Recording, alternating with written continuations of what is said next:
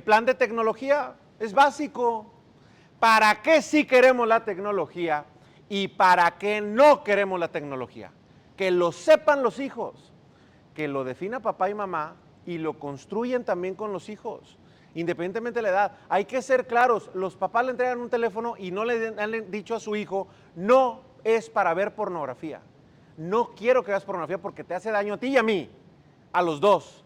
No es para andar perdiendo el tiempo, no es para andar con malas palabras y publicarlas de esa manera, no es para la mala música o el mal contenido, no es para eso.